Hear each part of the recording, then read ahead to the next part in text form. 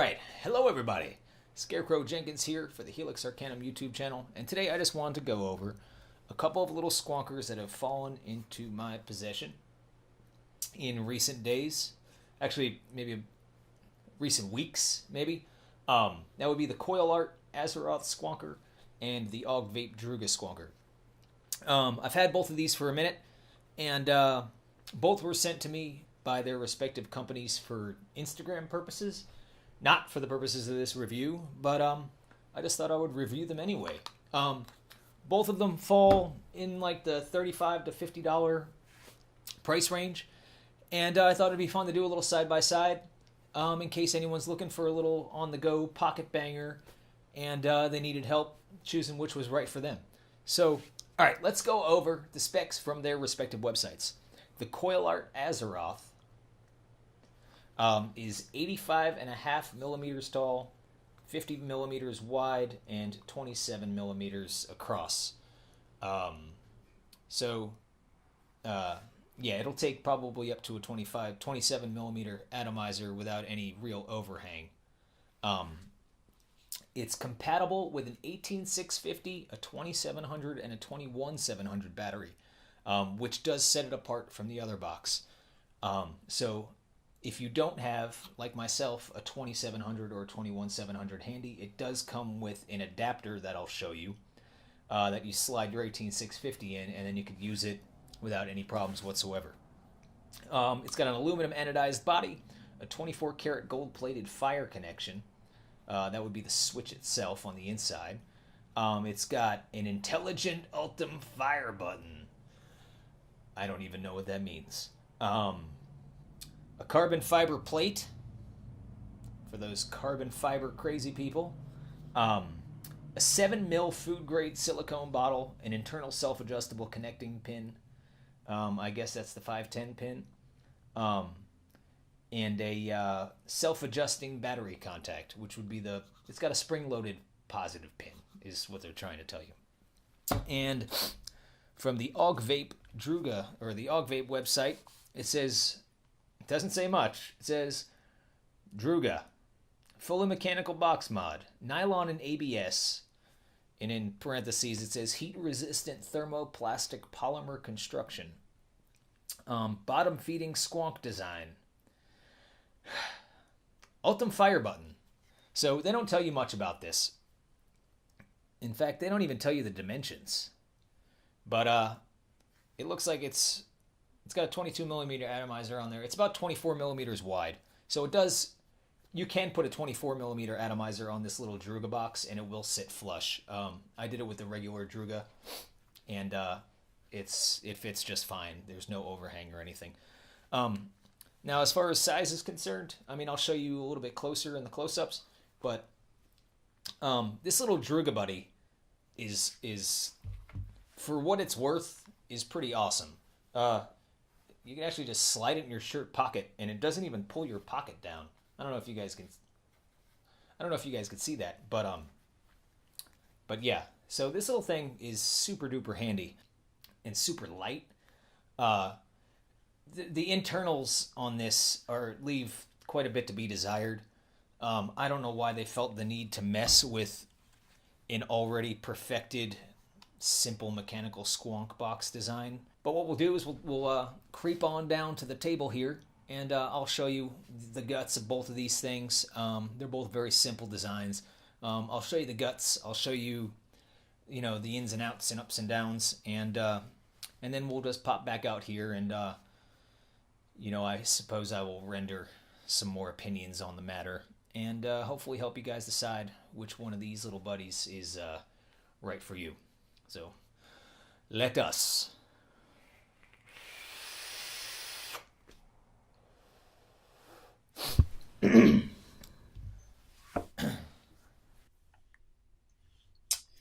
All right, so here we have both of them next to one another. I guess we'll take a quick look at the Druga. This is your thermoplastic housing, which shows juice like a motherfucker. The door is held on by 3 magnets behind the door that attach to the battery. The Without a battery, the doors simply press fit in. It does have magnets, but they attach to your battery, and they almost always take your battery out. And here's your bottle. There's nothing special about this bottle. It's small. It's not soft at all. This lid is one of the most annoying lids I've ever dealt with in my entire life. And that's pretty much it. Like, there's nothing too special about it. You just kind of work it into there and pop it in. Now, the piece de resistance would be the firing mechanism. And I don't know if you're going to see them or not, because it doesn't always happen, but this thing makes sparks in here. I think my lights might be too bright. But anyway, this little thing spins around and around and around and around forever and ever. So you can kind of adjust it to make sure you're getting a good hit. But as you walk around, this thing will loosen up. Juice often collects up here. I've never had it get on anything, but I almost always see a few droplets of juice up behind this contact here. And that's it. It's just a simple circuit. The negative goes to the negative on the battery. The positive side of the battery touches this metal plate and it goes back around. And you just push that tab against the 510 and you have a connection. So it's simple, it's effective. I just don't know why they included this crazy thing, why they couldn't have just had like a nice solid surface for this tab to touch. Because even though I can't really display it now, there you go. This thing makes sparks, and it's been scaring the shit out of people. But I mean, I don't know. I've never had like anything crazy happen, but you know, sparks are probably not a good thing for anybody ever. But that's it. Now let's take a look at the coil art. Now this, on the other hand, is really nice inside. This is the battery adapter. It's just a piece of soft silicone with a nice gold-plated metal plate on there, and you just put your battery in, and all it does is just turns your 18650 into a larger battery. It could be a little bit of a wrestling match once in a while, but that's it. Now here's your positive pin.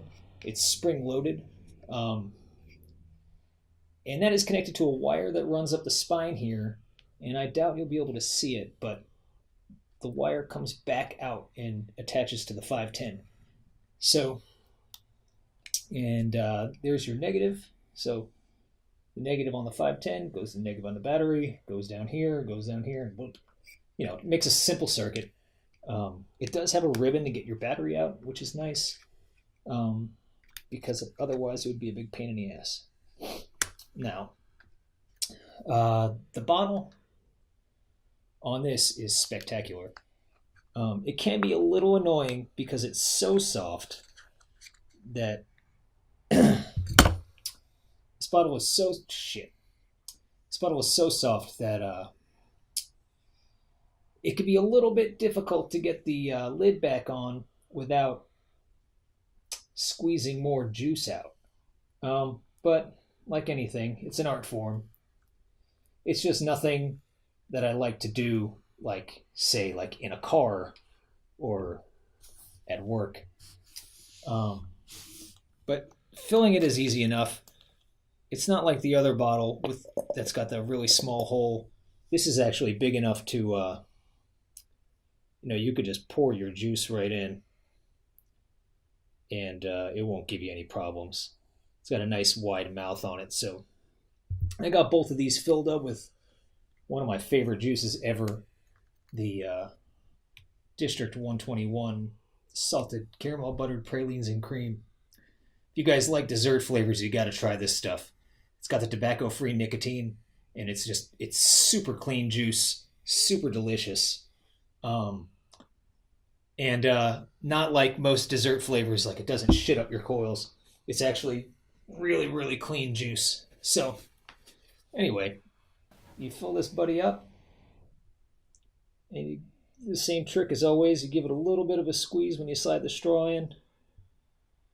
But you will see what I'm talking about is, there we go. It's kind of difficult to grab this little ring and not squeeze the bottle, but it's not impossible.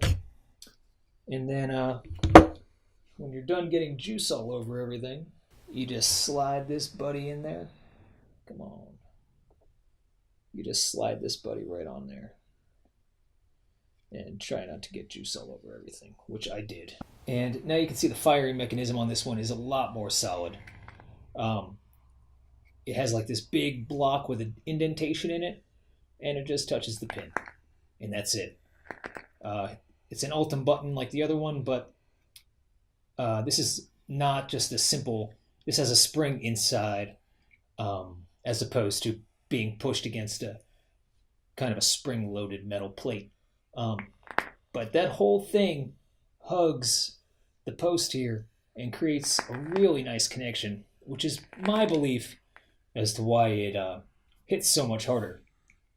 But the internals on this are actually very, very nice.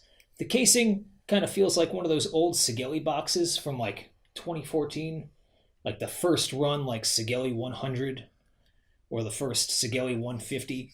Like that's what this feels like. I think the carbon fiber looks ridiculous. If I had something else, I'll probably end up covering it in Twisted Messes stickers or something, just because I hate this so much. It simple, easy to deal with, and it does what it says it's going to do. And you have that added bonus of being able to use 3 different battery sizes with this. So in my view, that is a huge, huge, huge plus. Because you can run lower builds that will last for a lot longer with the 2700 and 21700 batteries. And as the technology with those gets better and better, I'm sure this will be a really good thing to have. But that's it. So there you go. That is 2 SQUONK boxes covered entirely in juice for your viewing pleasure. But all right, let's bop back out, and I'll let you know what I think about which one of these I would take with me to the carnival. So yeah, that is our little look at the Coil Art Azeroth and the Druga SQUONK boxes. If I had to choose between the two, I would probably have to go with the Coil Art. It is a bit bigger, it is a bit heavier, but you have a choice in batteries, the 18650, the 2700, or the 21700, and the Switch just feels like it's a lot more solid. A lot of people have been mentioning the sparks on the inside of the Switch. You know, I mean, that seems to worry some people. But also, if I juice both of these up, let me just juice both of these up right now, and you can see that these are the same exact build, the same exact batteries, and the same exact juice. So, you know, if I hold them side by side and hit the buttons at the same time, you know, you can see that the Coil Art just kind of does a better job. It fires up faster. It seems to hit a little bit harder. I really like the way the Switch is constructed on the inside. But then again, this one does not come with an RDA. This one does. This one weighs easily half as much as this guy. So this is super lightweight, super tiny. I often forget which pocket it's in. It's so small and light. This one has a nice squishy bottle, and it seems to hit a bit harder. It's also a bit more rugged. It feels more rugged. Like, if you're planning on, like, hey, I need just a single battery SQUONK box that I'm going to take to work with me, and I might drop it, and, you know, it might fall down the stairs, like, this would be your guy. This one is plastic. It is still constructed very nicely, but if you drop this, the battery's gone along with the door, and, you know, it just doesn't hit quite as hard. It still hits hard. It's just not quite as hard as this one. I mean, it's still a great vape. Like, it still does what it's supposed to do. It's just, you know, it's a toss-up. This one comes with an Addy. You know, it comes with the little Druga 22, which is an awesome Addy to build on. Super easy to build on. It's got a really nice single coil option with that chamber reducer. This one does not come with anything. It just comes as a box. So, you know, it's up to you.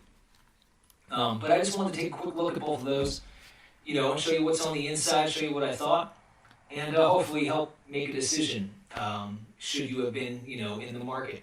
You know the drill. Like, subscribe, comment if you want. I'm getting better at the YouTube thing. You know, I'm learning as I go. So, you know, when you guys subscribe and share these things, it gives me motivation to keep making more. Again, it is cold as shit out here, so I'm going to end this video because I've been in this 45-degree room for the last hour now doing this. So, anyway, thanks a bunch. I appreciate it. And I'll see you guys again soon. But until then, hope this was helpful.